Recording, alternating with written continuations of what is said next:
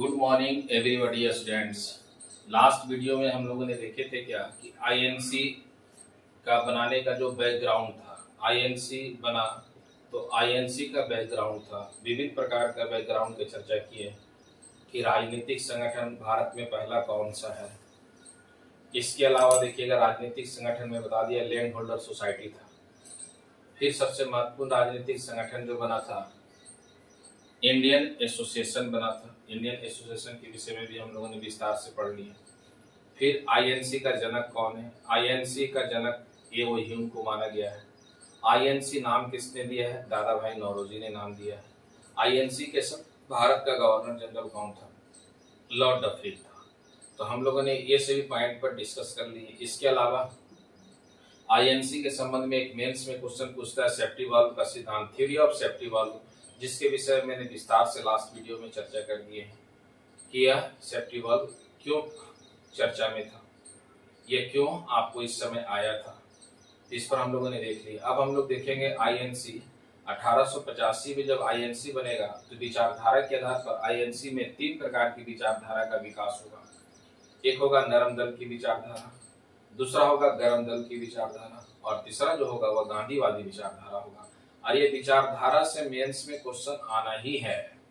आप कोई भी एग्जाम देने जाइए, चाहे वो आरएस का पेपर हो, यूपीपीसीएस का मेंस का पेपर हो या आपको आईएएस का हो, तो यहाँ से मेंस में क्वेश्चन हमेशा पूछा ही जाता है।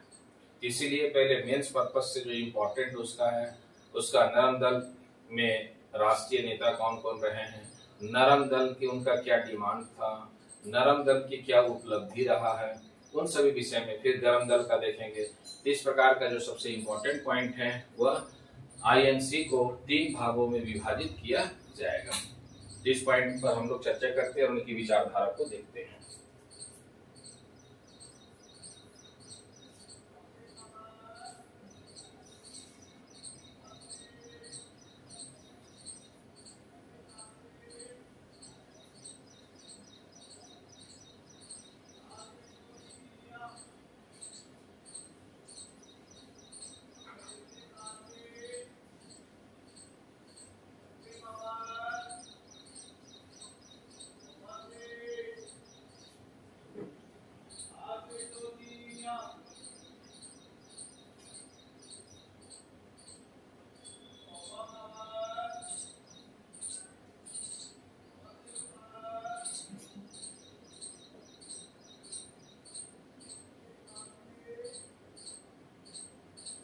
विचारधारा के आधार पर आईएनसी को 3 भागों में विभाजित किया गया।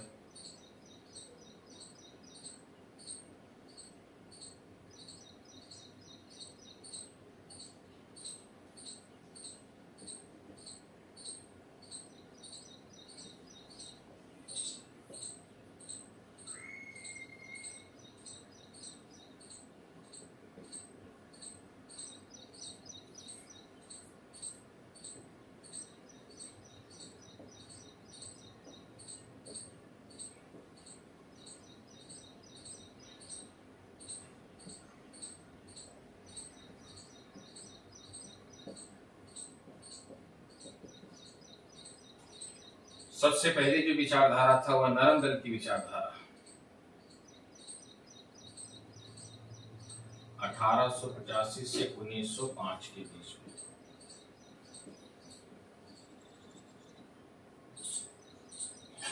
नरम दल की विचारधारा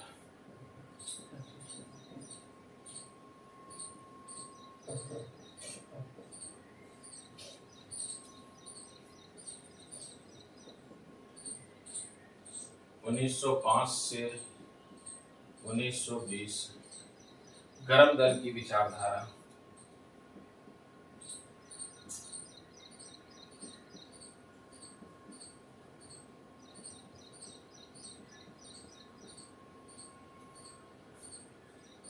नेक्स्ट 1920 से 1947। गांधीवादी विचारधारा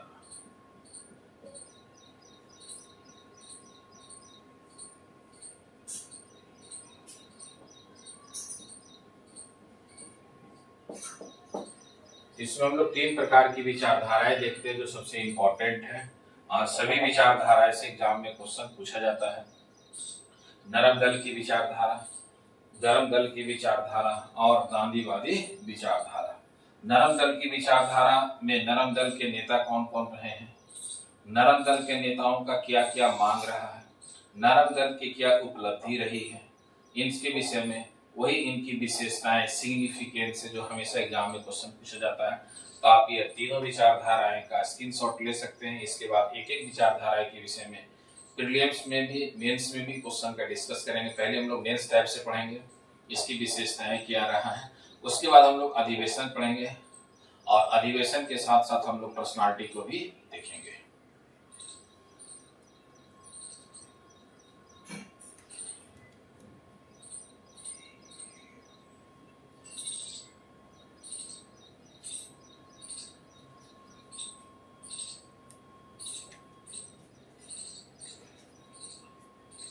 तो सबसे पहले विचारधारा हम लोग नरम दल की विचारधाराएं के विषय में देखते हैं।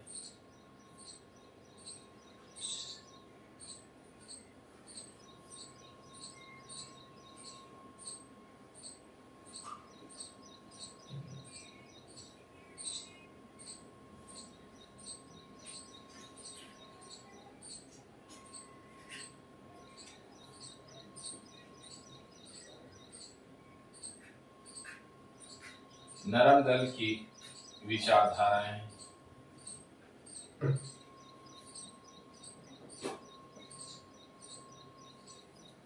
यह विशेषताएं।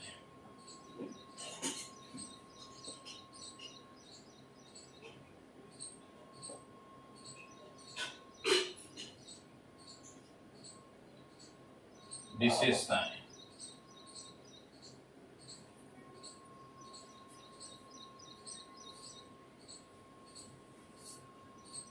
1885 से 1905 तक का। पहले नेता कौन कौन रहे हैं, महत्वपूर्ण नेता।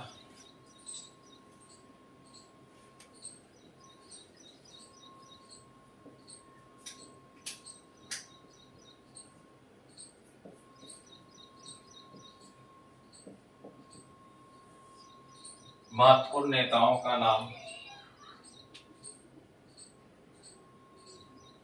दादा भाई नौरोजी,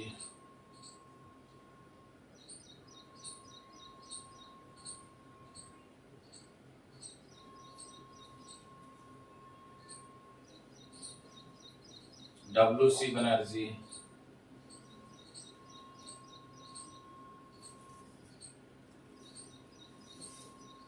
महादेव गोविंद रानडे,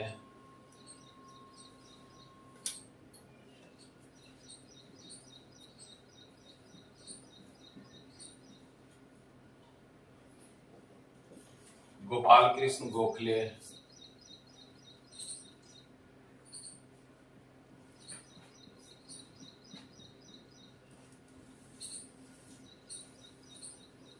बदरुद्दीन तैयब जी,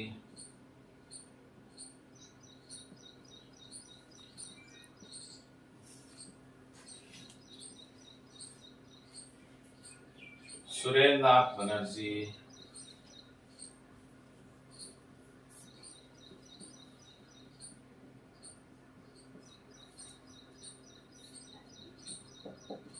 आनंद मोहन बोस,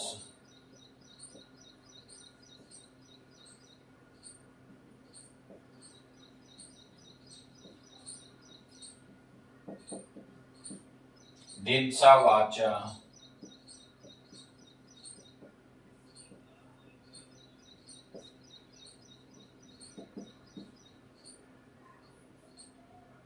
रहीमतुल्लाह सियानी,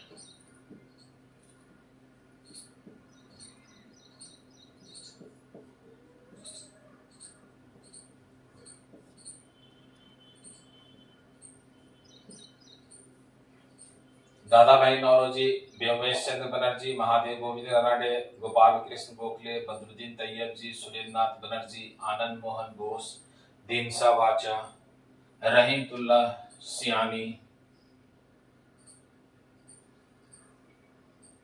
इसके अलावा आपको आनंद मोहन बोस हो गए, तो ये जितने भी आप याद रखेंगे ये सभी इंपॉर्टेंट है। नरम दल के महत्वपूर्ण नेता हो गए, और इसी नेता में बहुत सारे एग्जाम में पर्सनालिटी पढ़ेंगे हम लोग, तो इसमें इंपॉर्टेंट है। तो नेता कौन कौन हो गए ये हम लोगों ने देख लिए कि नेताओं का क्या क्या है, कौन कौन से थे। इसके अलावा इनकी विशेषताएं क्या थी, आंदोलन की विशेषताएं।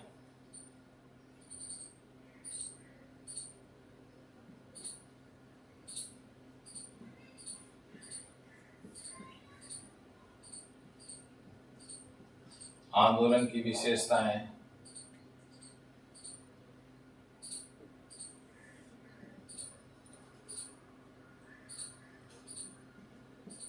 ब्रिटिश सरकार के सामने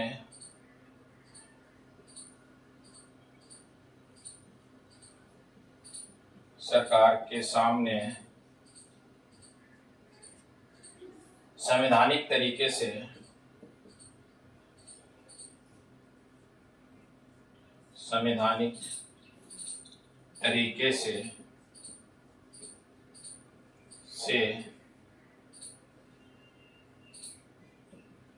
आंदोलन करने का निर्णय लिया गया था।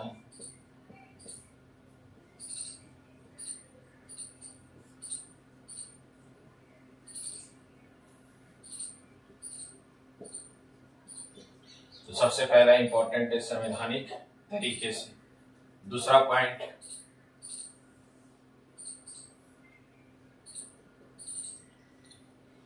ब्रिटिश सरकार के सामने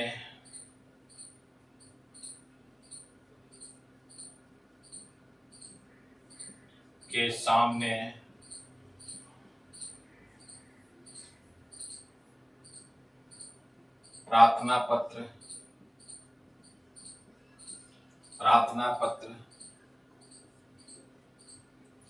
क्षमा याचना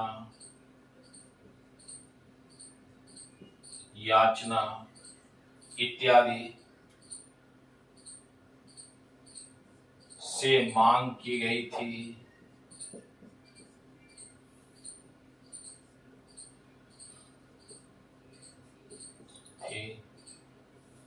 नेक्स्ट,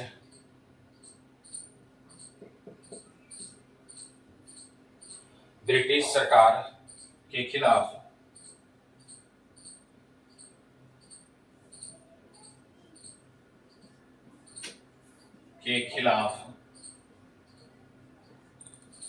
कोई भी आंदोलन करने का निर्णय नहीं लिया गया था।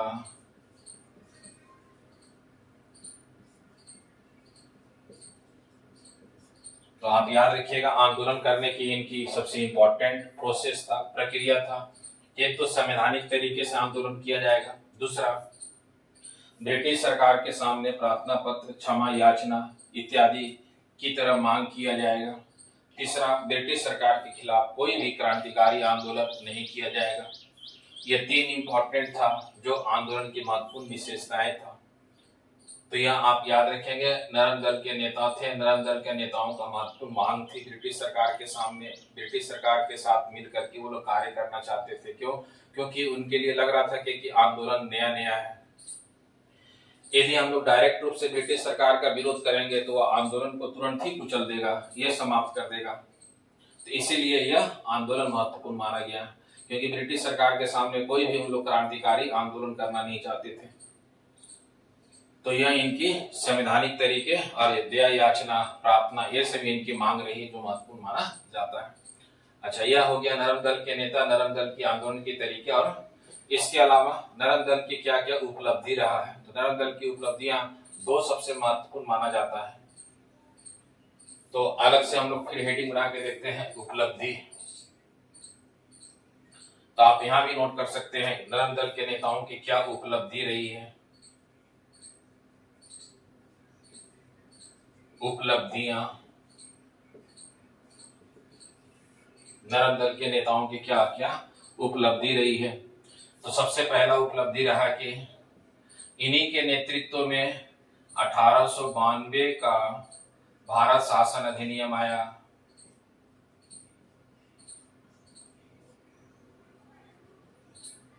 1892 का भारत शासन अधिनियम आया, जो सबसे महत्वपूर्ण है। और इसी अधिनियम में जो सबसे इम्पोर्टेंट बात कहा गया कि भारत के नागरिकों को ब्रिटिश बजट पर प्रश्न पूछने का अधिकार दिया गया। सर्वप्रथम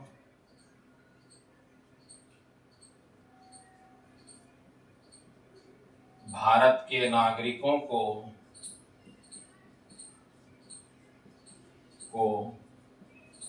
ब्रिटिश बजट अर्थात भारतीय बजट पर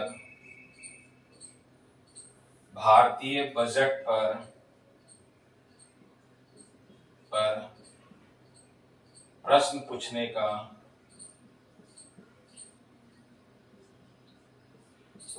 का अधिकार सबसे पहले दिया गया।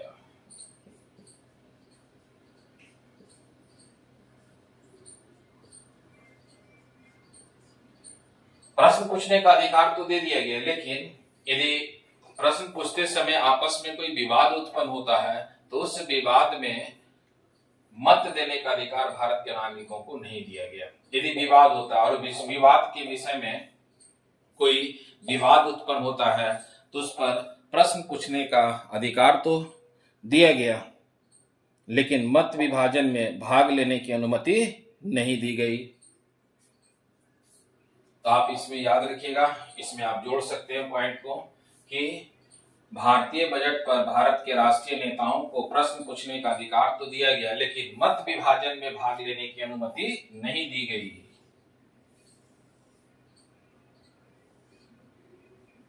मत विभाजन में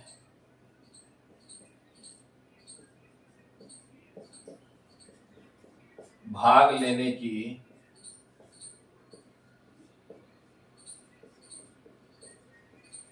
अनुमति नहीं दी गई। और यह मत विभाजन में भाग लेने की अनुमति कब दिया जाएगा? जब 1909 का मार्लियामेंटो सुधार आएगा, उसमें प्रश्न पूछने का भी अधिकार दिया जाएगा और भारत के नागरिकों को मत विभाजन में भाग लेने की अनुमति भी दी जाएगी, दोनों। लेकिन 1892 के अधिनियम में केवल प्रश्न पूछने का अधिकार दिया गया, मत विभाजन में भाग लेने की अनुमति नहीं दी गई। तो पहली उपलब्धि है, इंपॉर्टेंट है, इसका आप स्क्रीनशॉट ले सकते हैं। फिर इसके बाद अन्य उपलब्धियों पर चर्चा करेंगे।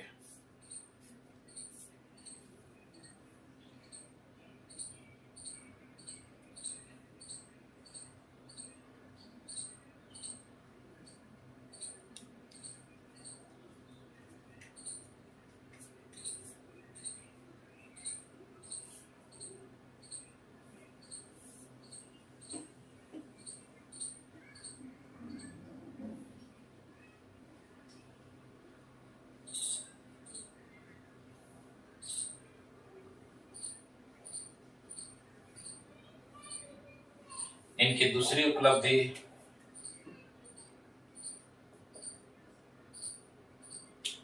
ब्रिटिश सरकार ने भारत के नागरिकों को विश्वास दिलाया कि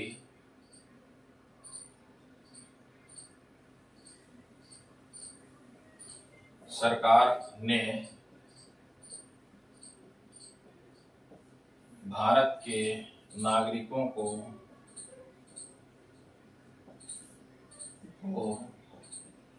विश्वास दिलाया कि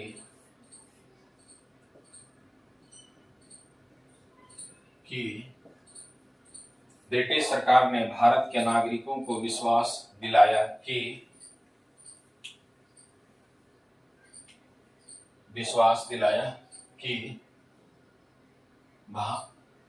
ब्रिटिश भारत के प्रशासन का भारतीयकरण करेगा। दिलाया कि आईसीएस में अधिक से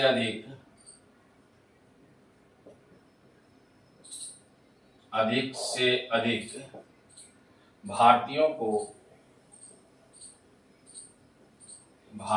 को शामिल किया जाएगा।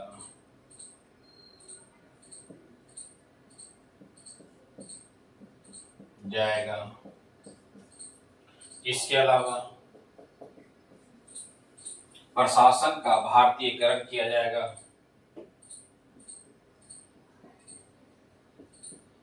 प्रशासन का भारतीयकरण किया जाएगा।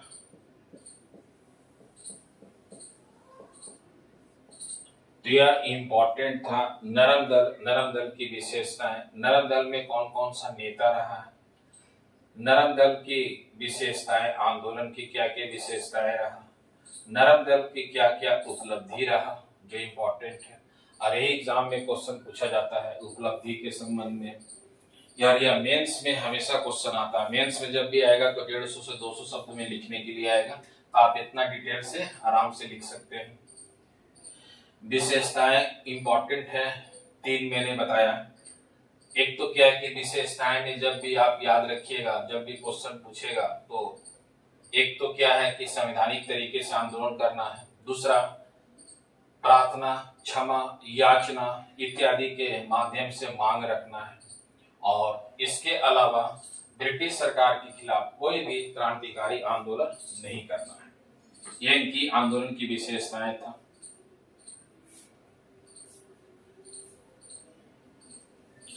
जबकि उपलब्धि रहा है इंपॉर्टेंट, सबसे महत्वपूर्ण उपलब्धि आप जब पढ़ेंगे कि भारत का बजट सबसे पहले कब आएगा, 1859-60 में आएगा। 1858 के अधिनियम के तहत सबसे पहला बजट आता है।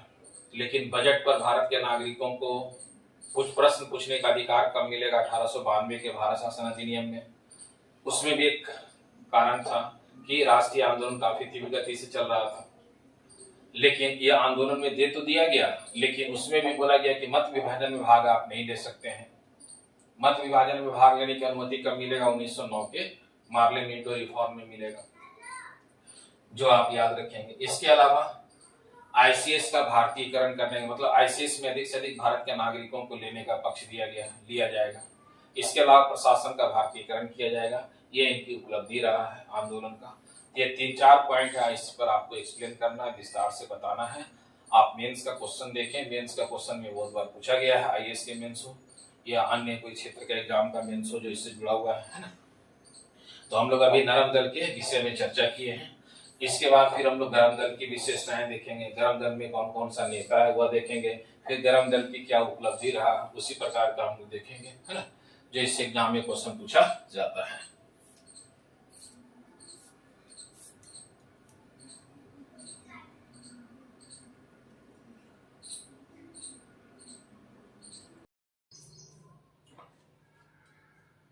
अभी हम लोग देख रहे थे उदारवादी या नरम दल का भारतीय राष्ट्रीय कांग्रेस में योगदान।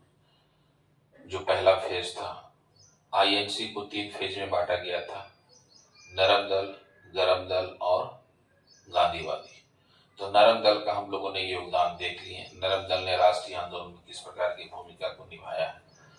इसके बाद हम लोग देखते हैं गरम दल, और गरम दल ने भारतीय राष्ट्रीय कांग्रेस में किस प्रकार का योगदान दिया है, जो सबसे इम्पोर्टेंट है। उनकी क्या रणनीति थी, फिर यह गरम दल ने ब्रिटिश सरकार का विरोध करने के लिए कौन सी रणनीति पर काम किया था, जो सबसे इम्पोर्टेंट है। यह सभी क्वेश्चन पूछा जाता है एग्जाम में। तो नेक्स्ट जो हम लोग देख रहे हैं आईएनसी में गरम दल का भारतीय राष्ट्रीय कांग्रेस में महत्वपूर्ण भूमिका।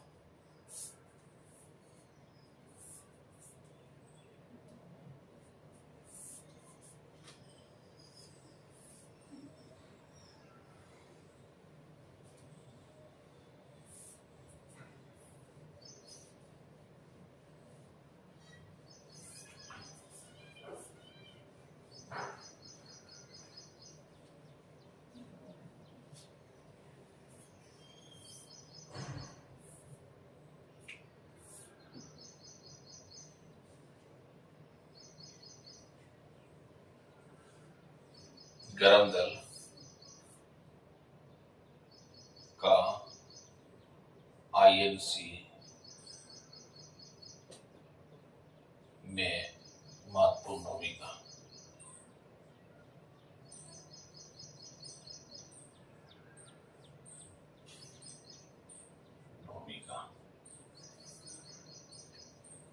और गरम दल कब से कब तक चला था? 1905 से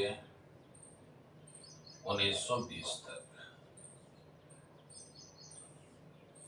गरम दल के महत्वपूर्ण नेता कौन कौन थे? महत्वपूर्ण नेता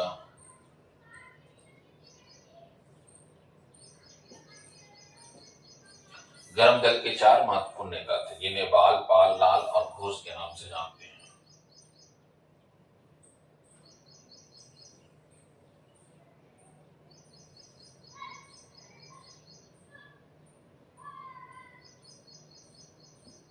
बाल, पाल,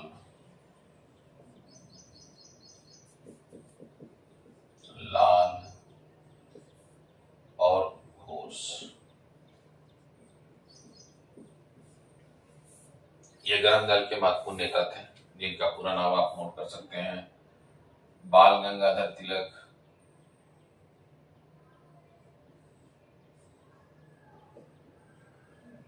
गंगाधर तिलक,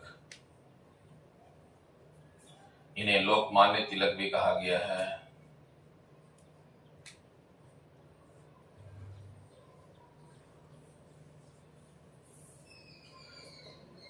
बिपिन चंद्र पाल,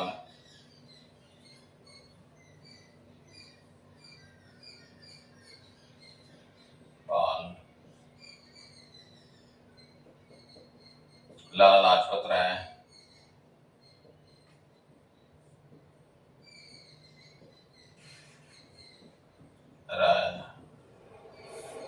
इन्हें पंजाब केसरी के नाम से जानते हैं।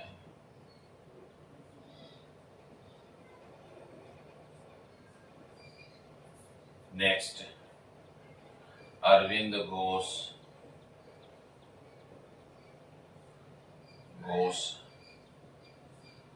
और अरविंद घोष आध्यात्मिक नेता थे।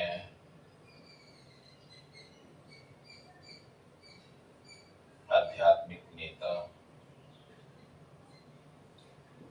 तो ये गरम दल के 4 महत्वपूर्ण नेता थे जो इससे जुड़े हुए थे। नेता का आप याद रखिएगा, बाल, पाल, लाल और घोष के नाम से प्रसिद्ध थे। इसके अलावा ये तो गरम दल के नेता हो गया। फिर गरम दल ने आईएनसी में क्या क्या कार्य किया था, ब्रिटिश सरकार का विरोध करने के लिए कौन सी रणनीति पर काम किया था, तो उसके विषय में हम लोग देखते हैं।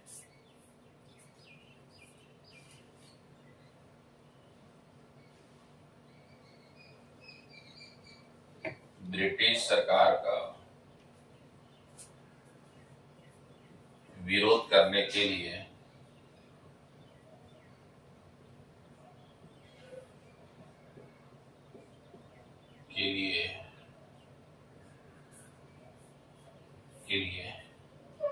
कार्य किया था।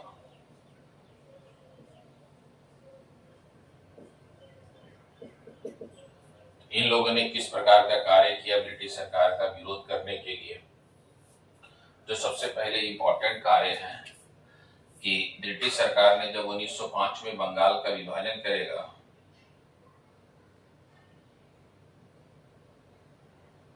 अक्टूबर 1905 ईस्वी में लॉर्ड कर्जन ने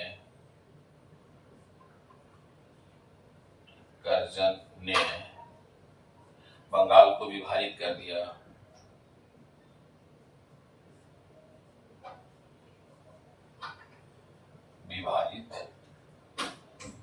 दिया।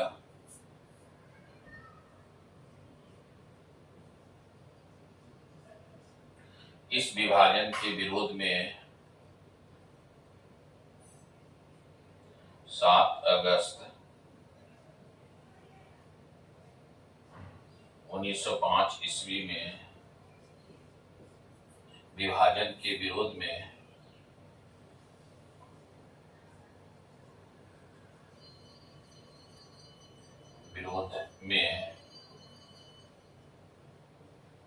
कलकत्ता के टाउन हॉल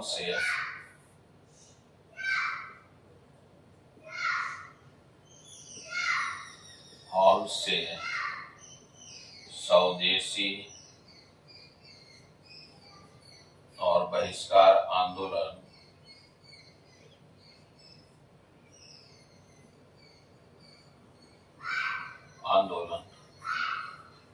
का निर्णय लिया गया और इस स्वदेशी और बहिष्कार आंदोलन को संपूर्ण भारत में इस स्वदेशी बहिष्कार आंदोलन को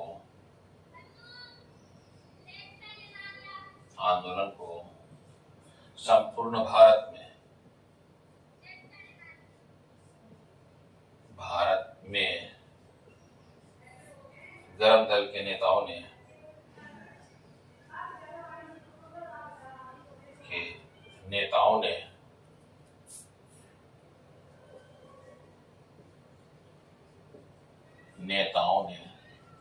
निर्णय लिया था।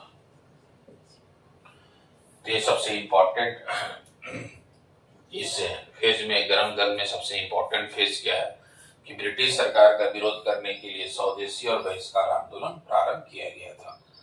और स्वदेशी आंदोलन क्या है, बहिष्कार आंदोलन क्या है, इसके विषय में देखते हैं। फिर इसका आंदोलन संपूर्ण भारत में किस प्रकार चलाया गया, संपूर्ण भारत में कौन इस आंदोलन का नेतृत्व कर रहे थे, जो सबसे इम्पोर्टेंट पॉइंट है, क्वेश्चन भी पूछा जाता है एग्जाम में। जैसे बंबई से स्वदेशी आंदोलन का नेतृत्व कौन कर रहे थे, दिल्ली से कौन कर रहे थे, तो इसके विषय में हम लोग देखते हैं। ये आप इसका स्क्रीनशॉट ले सकते हैं आराम से।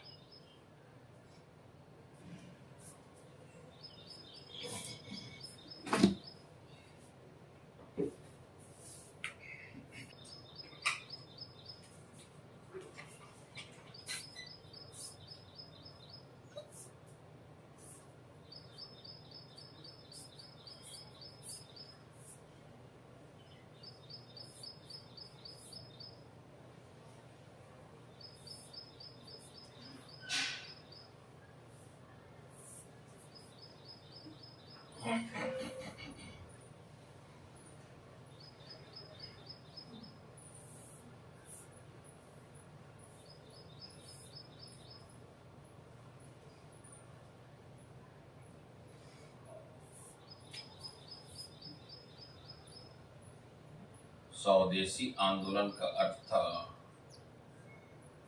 स्वदेशी आंदोलन का अर्थ था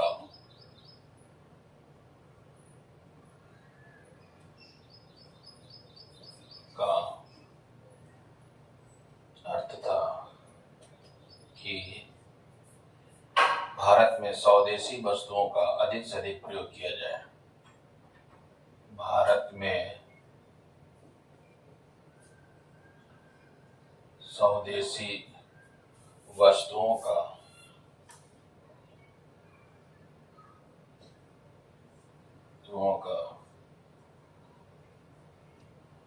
अधिक से अधिक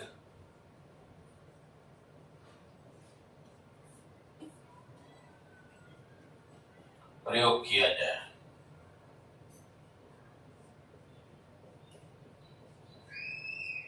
जबकि बहिष्कार आंदोलन का अर्थ था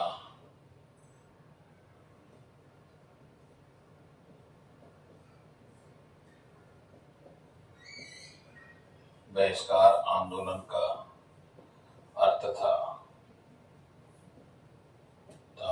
कि भारत से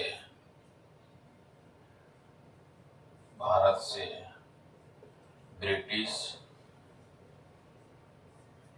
वस्तुओं का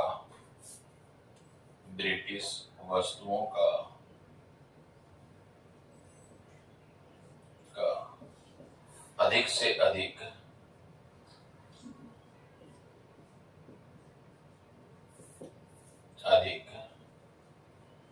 बहिष्कार किया जाए।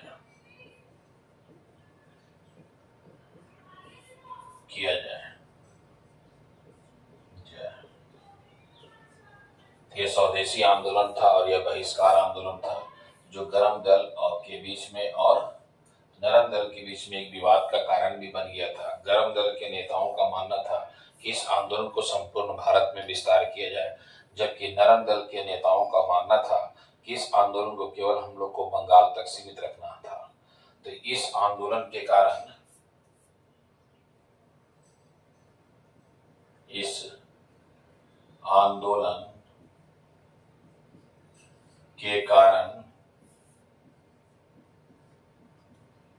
नरम दल गरम दल के बीच विवाद उत्पन्न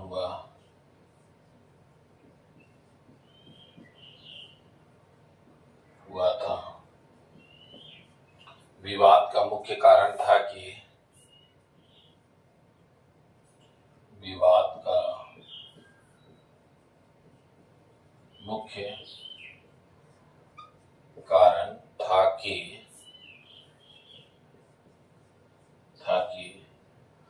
नरम दल के नेताओं का मानना था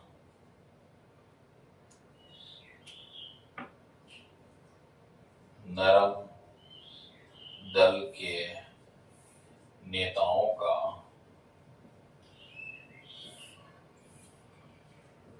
मानना था कि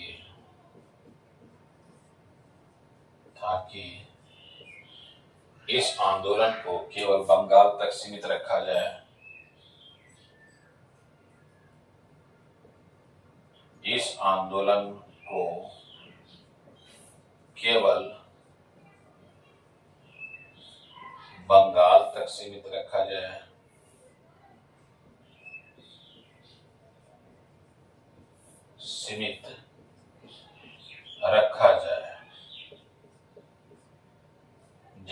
जबकि गरम दल के नेताओं का मानना था कि गरम दल के नेताओं का मानना था कि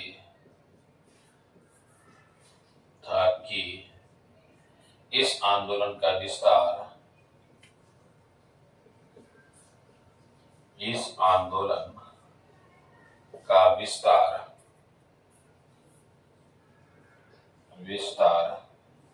संपूर्ण भारत में किया जाए।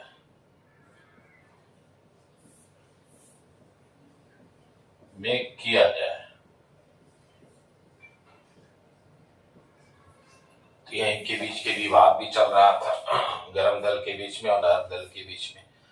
और इस विवाद के बावजूद देखिएगा, इस आंदोलन का विस्तार जो है भारत के अन्य राज्यों में भी किया गया था, जो सबसे इम्पोर्टेंट है। और इसी विवाद के कारण इसी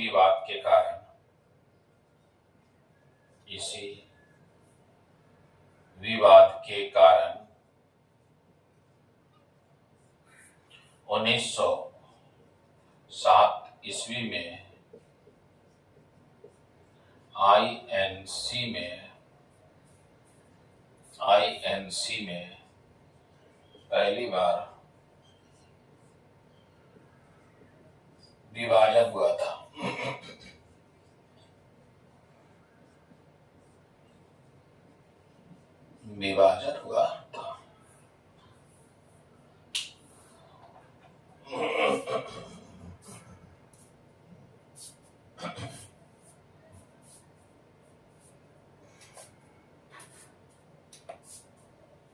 आप इसका आराम से स्क्रीनशॉट ले सकते हैं, यह कंसेप्चुअल पार्ट है ना, और ये इम्पोर्टेंट भी है, जो एग्जाम में पूछा भी जाता है। तो पहली बार कांग्रेस में विभाजन हुआ था 1907 में सूरत में, और यही कहा जाता है कि गरम दल और नरम दल के विचारधारा में मतभेद के कारण यह विभाजन हुआ था। सूरत अधिवेशन में हुआ था, इस समय सूरत गुजरात में हुआ था, और बंगाल विभाजित हुआ था। बंगाल के विभाजन के विरोध में से भी चल रहा था, और आईएनसी में पहली बार यह विभाजन देखने को मिलता है। अब इसके बाद जो है कि यह गरम दल का जो भी नेता थे वो बोलते थे क्या कि इसका विस्तार हम लोग को संपूर्ण भारत में करना चाहिए। तो इसका विस्तार या इसका महत्व जो है नेक्स्ट हेडिंग से देखते हैं।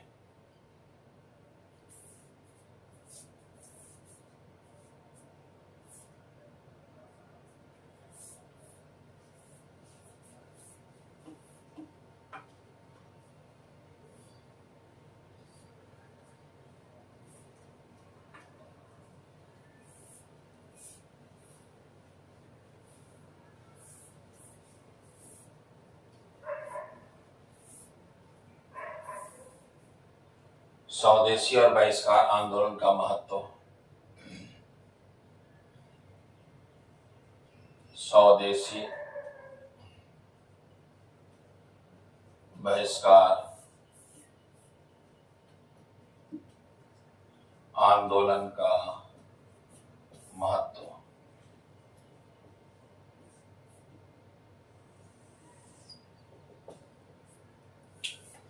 जैसे हमने देखा क्या कि बंगाल में इस आंदोलन में बहुत सारे नेतृत्व कर रहे थे, जिसमें गरम दल के नेता भी थे और नरम दल के भी नेता थे। बंगाल,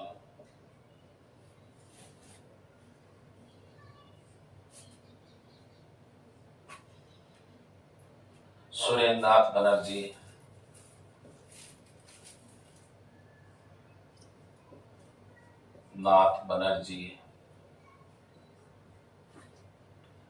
आनंद मोहन बोस,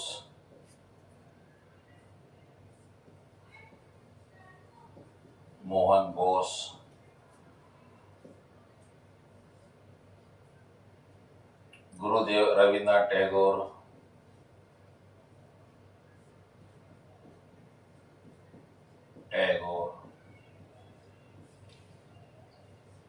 बिपिन चंद्र पाल,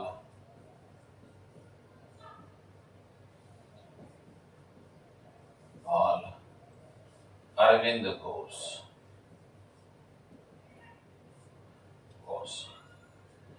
जिसमें ऊपर से 3 नरम दल के नेता हैं। जो 3 है यह नरम दल के नेता हैं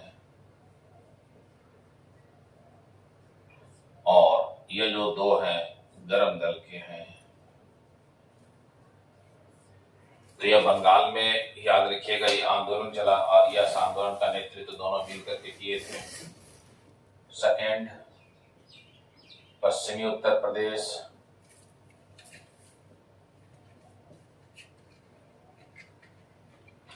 प्लस पंजाब, यहां नेतृत्व कर रहे थे अजीत सिंह,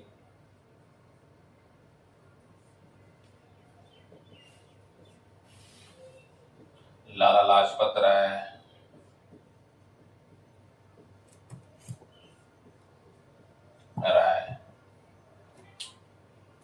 दिल्ली,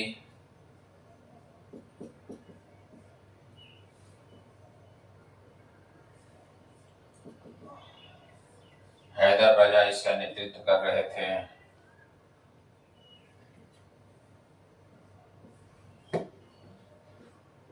राजा। नेक्स्ट, महाराष्ट्र या बंबई,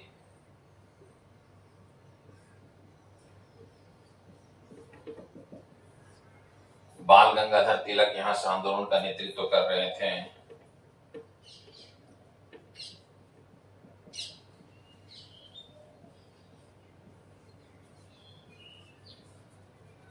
नेक्स्ट, दक्षिण भारत, चिदम्बरम पिल्ले यहां से आंदोलन का नेतृत्व कर रहे थे।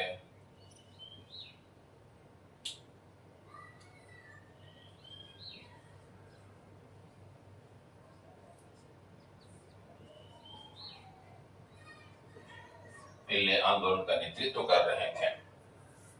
तो यह बंगाल विभाजन के बाद जो गरम दल के नेता थे इनके नेतृत्व में जो चलाया गया स्वदेशी और बहिष्कार आंदोलन, यह बहुत ही इंपॉर्टेंट माना जाता है, जो हमेशा एग्जाम में क्वेश्चन भी पूछा जाता है। तो मैंने यहाँ नेतृत्व भी दे दिए, इसका विस्तार दे दिया और इसका महत्व कहाँ कहाँ किया गया आंदोलन वो भी हम लोगों ने देख लिए, जो सबसे इम्पोर्टेंट है। इसके अलावा जब आप देखेंगे तो इनकी उपलब्धि क्या रहा है, तो 1909 का मार्ले मिंटो सुधार आया, 1919 का मॉन्टेग्यू चेम्सफोर्ड सुधार आया, जो सबसे महत्वपूर्ण माना जाता है। तो यह गरम दल का भारतीय आईएनसी में महत्वपूर्ण योगदान के रूप में आप दिखाएंगे कि 1905 के बाद इनका बहुत ही महत्वपूर्ण योगदान रहा है। ये हम लोगों ने देख रहे हैं, जैसे इंडिया में हम लोगों ने देखे, इंडिया के बाहर भी इस तरह के आंदोलन हुए थे। जैसे आप देख सकते हैं, एक आंदोलन हुआ था गदर आंदोलन 1913 में, सितंबर 1913 में सैन फ्रांसिस्को अमेरिका में। फिर 1914 में आंदोलन हुआ था कामागाटा मारू सिंगापुर में। तो ये क्या था, यह आपको जितने भी नेता थे इनका यह प्रभाव था। इसी प्रभाव का परिणाम है कि भारत के साथ साथ वर्ल्ड के विभिन्न क्षेत्रों में इस आंदोलन का विस्तार देखने को मिलता है। और यह स्वदेशी और बहिष्कार आंदोलन जो है बंगाल विभाजन के विरोध में शुरू हुआ था, और 1905 में गरम दल के नेतृत्व में आंदोलन शुरू हुआ, जो संपूर्ण भारत में आंदोलन चला था। तो यह है गरम दल का भारत के राजनीति में योगदान, यह आईएनसी में योगदान, इनका महत्व, इनकी उपलब्धि में आप दो चीज याद रखिए जो सबसे इंपॉर्टेंट है।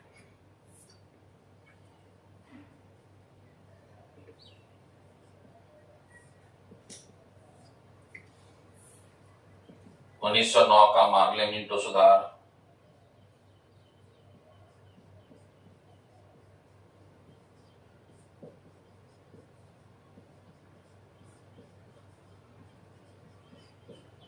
जो सबसे इंपॉर्टेंट है। दूसरा 1919 का मॉन्टेग्यू चेम्सफोर्ड सुधार, मॉन्टेग्यू चेम्सफोर्ड सुधार, इनकी उपलब्धि है। मार्ले मिंटो सुधार इसलिए भी इंपॉर्टेंट है कि मार्ले मिंटो सुधार में पहली बार गवर्नर जनरल के कार्यकारिणी परिषद में भारत के नागरिक एसपी सिन्हा को नियुक्त किया जाएगा, सत्येंद्र प्रसाद सिन्हा को, जो पहली बार नियुक्त किया गया। फिर मुसलमानों को अलग से राजनीतिक आरक्षण दिया जाएगा, चुनाव लड़ने के लिए अलग निर्वाचन क्षेत्र की घोषणा किया जाएगा। तो ये बहुत ही इंपॉर्टेंट है इनकी उपलब्धि के संदर्भ में। तो यह नरम दल का भूमिका, गरम दल की भूमिका, इनके विषय में हम लोगों ने देखे। और ये हमेशा मेंस में क्वेश्चन पूछा जाता है एग्जाम में, चाहे वो यूपीएससी का हो, सिविल सर्विसेज हो या स्टेट पब्लिक सर्विस कमीशन हो, जहां हमेशा क्वेश्चन पूछा जाएगा मेंस में। अभी देखिएगा सिविल का मेंस होगा अगस्त सितंबर में, तो हो सकता है वहां भी ये क्वेश्चन पूछा जाए, इनके क्या योगदान है, क्या भूमिका है भारत की राजनीति में, जो सबसे महत्वपूर्ण माना जाता है। जो ये टॉपिक के बाद जो अगला जो है भारतीय राष्ट्रीय कांग्रेस में जो तीसरा चरण है वह गांधीवादी चरण है। गांधीवादी चरण को हम लोग नेक्स्ट वीडियो में देखेंगे और उस पर विस्तार से चर्चा भी करेंगे। ऑल द बेस्ट, जय हिंद, जय भारत।